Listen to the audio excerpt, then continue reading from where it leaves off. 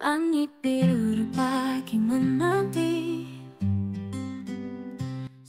Assalamualaikum, bertemu lagi bersama saya Ayu di mata kuliah Sistem Informasi Manajemen.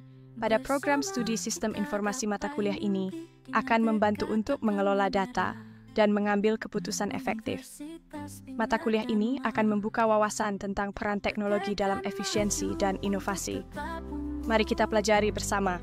Capaian pembelajaran lulusan mata kuliah ini ada dua, yaitu CPL 9, mampu melakukan analisis kebutuhan pengguna dan manajemen proyek sistem informasi dengan pendekatan yang tepat untuk memastikan keberhasilan implementasi.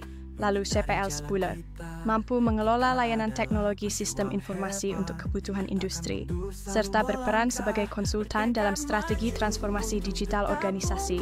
Adapun capaian pembelajaran mata kuliah CPMK sebagai berikut. CPMK Yung Disem 922 mampu mengidentifikasi dan menganalisis kebutuhan pengguna secara mendalam melalui teknik seperti wawancara, survei, dan observasi untuk menyusun spesifikasi yang sesuai dengan tujuan sistem informasi.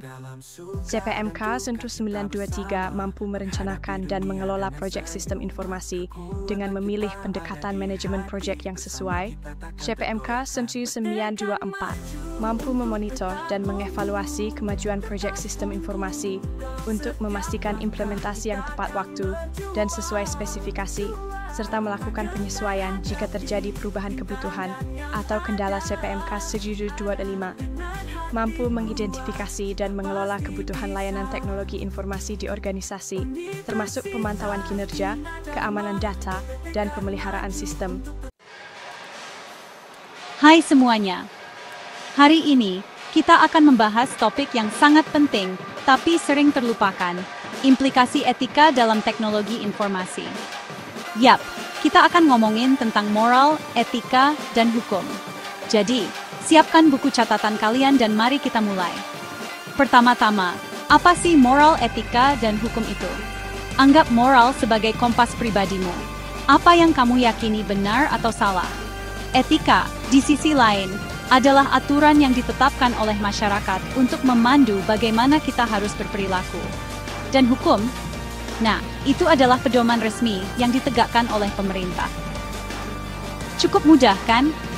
Tapi bagaimana konsep-konsep ini diterapkan dalam dunia IT? Bayangkan, kamu seorang pengembang perangkat lunak. Kamu sedang membuat aplikasi yang mengumpulkan data pengguna. Secara moral, kamu merasa salah menyalahgunakan data ini. Secara etika, ada standar industri yang harus kamu ikuti untuk melindungi privasi pengguna. Dan secara hukum, ada undang-undang seperti GDPR yang harus kamu patuhi. Paham? Sekarang, mari kita bicara tentang peran etika dalam kesuksesan IT. Pernah dengar tentang Chief Information Officer atau CIO? CIO bertanggung jawab atas strategi IT perusahaan. Mereka harus membuat keputusan yang tidak hanya baik untuk bisnis, tetapi juga etis.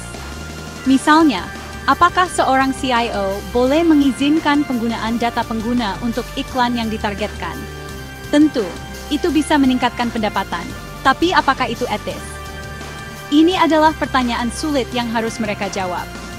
Perilaku etis sebenarnya dapat mendorong kesuksesan dalam IT.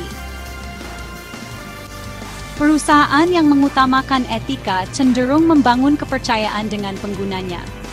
Kepercayaan ini dapat menghasilkan loyalitas pelanggan, yang pada akhirnya meningkatkan reputasi dan keuntungan perusahaan. Jadi, etika bukan hanya tentang melakukan hal yang benar, etika juga baik untuk bisnis. Tapi jujur saja, batas antara moral, etika, dan hukum bisa jadi agak kabur. Apa yang terjadi ketika keyakinan moralmu bertentangan dengan etika industri atau persyaratan hukum? Disitulah berpikir kritis dan dialog terbuka berperan. Penting untuk membahas masalah ini secara terbuka dan menemukan keseimbangan yang menghormati ketiga aspek tersebut. Kesimpulannya, memahami implikasi etika dalam IT sangat penting bagi siapapun yang memasuki bidang ini. Baik kamu seorang mahasiswa, pengembang, atau CIO, menyadari moral, etika, dan hukum dapat membantumu membuat keputusan yang lebih baik. Jadi, lain kali kamu mengerjakan proyek teknologi, tanyakan pada diri sendiri, apakah saya bersikap etis? Ini bukan hanya tentang coding, ini tentang menciptakan dunia digital yang lebih baik dan lebih etis.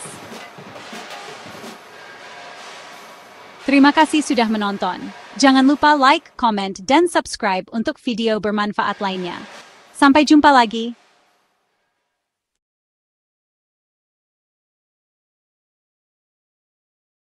Terima kasih atas perhatian Anda semua. Kami percaya bahwa setiap dari kita memiliki peran dalam menciptakan perubahan positif.